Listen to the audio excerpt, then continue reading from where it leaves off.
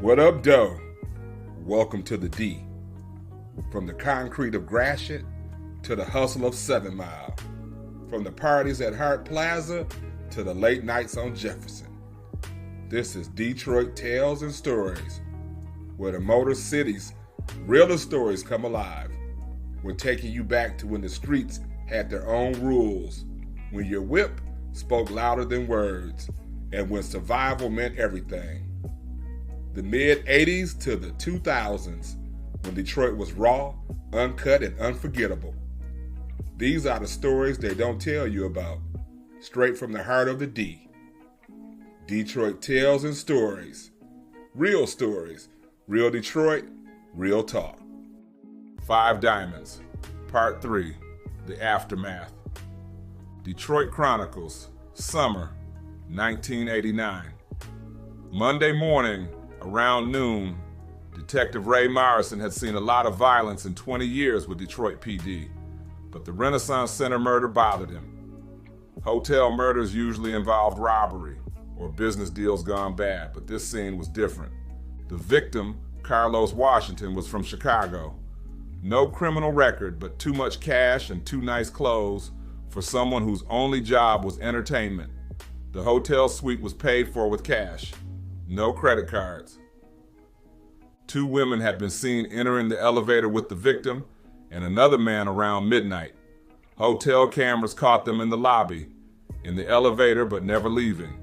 Yet only one body was found. Somebody walked out of there, Morrison told his partner, Detective Lisa Chin, and they took whoever killed Carlos with them. The other man was identified as Damon Mitchell, also from Chicago, also in entertainment, but Damon Mitchell had disappeared completely. His car found abandoned at a rest stop near Toledo, Ohio. "We need to find these women," Chen said, studying the grainy security photos. "They're the only witnesses we got." But finding witnesses in Detroit's underground economy was never simple. These women weren't in any databases, weren't connected to legitimate addresses or jobs. They existed in a world that was parallel to legal society, but never intersected with it. Morrison started with the strip club, but Watts Club Mozambique had closed suddenly Monday morning, the owner claiming renovations. The staff had scattered, no forwarding addresses. "Professional operation," Morrison muttered. "Everything disappeared too clean, too fast." Tuesday afternoon around 3:15, Mo, Tanya, and Val sat in Mo's living room on Jefferson Avenue. The TV tuned to the local news, but the sound turned down. They'd been meeting every day since the news broke about the murder at the Renaissance Center. "They showing their pictures every day," Tanya said, pointing at the television screen where Sherri and Keisha's faces appeared alongside Carlos's photo. "Hotel cameras got them good." "Sherri called me from a payphone yesterday," Mo said quietly. "Said she can't come home for a while.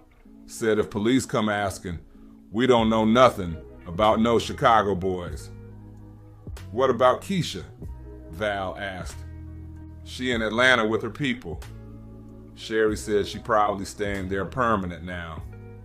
They sat in silence, processing how quickly their crew had been broken apart. 5 diamonds had become 3 overnight, and the remaining 3 lived with the constant fear that police would connect them to Saturday night's cabaret and Sunday's strip club visit. "We gotta be smart about this," Mo said. "We keep living our lives normal, but we don't talk about that weekend to nobody. Not our men, not nobody." "You think they're gonna find Sherri?" Tanya asked. "You know Sherri," Val said. "That girl been handling herself since she was 15. If anybody can disappear and survive, it's her." But they all knew that running wasn't the same as living. Their crew was destroyed, their sense of invincibility shattered, and the streets they'd grown up on no longer felt safe. "We got to be smart about this," Mo said. "We keep living our lives normal, but we don't talk about that weekend to nobody. Not our men, Not nobody. 3 weeks later, on a Friday evening, Mo sat in her stylist chair at a salon on Gratiot, getting her jerry curl refreshed when she overheard the conversation that made her blood run cold. "Police was asking about them girls again," said Diane, the salon owner, showing pictures around the neighborhood, wanting to know who knew them. "What kind of pictures?" asked another customer. "From that murder downtown. They think them Detroit girls killed that stripper from Chicago." Mo kept her eyes closed, pretending to relax while her heart pounded. She'd have to warn Tanya and Val. The investigation was getting closer to home. "They offering a reward now," Diane continued. $5,000 for information leading to their arrest. $5,000 was serious money in their neighborhood. Enough to make people remember things they might have forgotten. Enough to make friends become enemies. After her appointment, Mo drove straight to Val's apartment. They needed to talk, needed to figure out how to protect themselves without being able to contact Sherri or Keisha. "We might need to leave Detroit," she told Val, "at least until this dies down." "And go where?" "With what money? Mike ain't gonna support me living in another city, and you know Big Mike ain't letting you disappear either." They were trapped by the same circumstances that had made them feel powerful, their dependence on men whose business couldn't be moved or hidden. In mid-September, around 10 in the morning, Sherri had been living in a rooming house in the Cass corridor under a false name. Her hair was cut short and dyed black, her expensive clothes replaced with thrift store finds. The queen pin who once commanded respect on the east side had become invisible in plain sight. She kept in touch with her crew through coded messages and brief phone calls, but she knew the walls were closing in. The police investigation was intensifying, and the reward money had brought out every snitch and street gossip looking for a quick payday. From a payphone outside a liquor store on Cass Avenue, she called Mo one last time. "I got to disappear completely," she said without preamble. "Tell the girls I love them, but don't try to find me. Sherri, we family. We stick together. Not this time. This thing is bigger than us now. Y'all got lives to protect." She hung up before Mo could respond, wiped down the phone receiver, and walked into the city that had created her, knowing she could never really go home again. The 5 diamonds that had once reflected each other's light so perfectly were now scattered across the country, each carrying secrets that would bind them together forever while keeping them apart. In Detroit's underground economy, success and survival often came down to a single moment, a single decision, a single night when everything changed. For 5 women who had thought they were untouchable, summer 1989 became the season that taught them that even diamonds could be shattered. That November, Detective Morrison never solved the Carlos Washington murder. The case went cold when the witnesses disappeared and no new evidence emerged. Damon Mitchell was eventually found in Houston, Texas, but his lawyer made sure he never talked to Detroit police.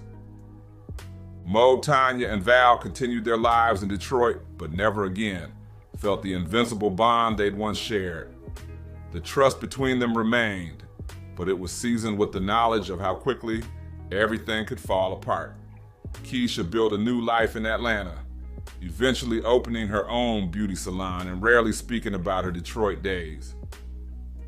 Sherri vanished so completely that even street legend couldn't track her, though rumors placed her everywhere from Los Angeles to Miami to New York. Some said she'd gone legitimate. Others claimed she'd expanded her operations to a national level. The only thing certain was that the summer of 1989 had changed all their lives forever, proving that in Detroit streets, being beautiful, successful, and feared wasn't always enough to protect you from the consequences of a single dangerous night. In the years that followed, when young women in Detroit heard the story of the 5 diamonds, it became both cautionary tale and street mythology, a reminder that even the strongest crews could be broken by forces beyond their control. And that survival sometimes meant walking away from everything you'd built. The music kept playing on WGPR. The cars kept rolling through the east side, and life went on.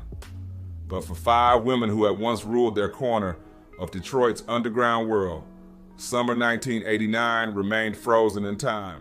Beautiful, dangerous, and ultimately destructive as only true power could be. That's another chapter from the Tales and Stories, fam. If these stories take you back to the D you remember, or help you understand the D you never knew, make sure you hit that subscribe button and ring the bell. Drop a comment and tell us your Detroit story. What block you claimed, what party store you remember, what ride you were pushing. Follow us on the gram at Detroit Tales and Stories for behind the scenes content and rare photos from the era. Until next time, keep the D alive in your heart. Peace.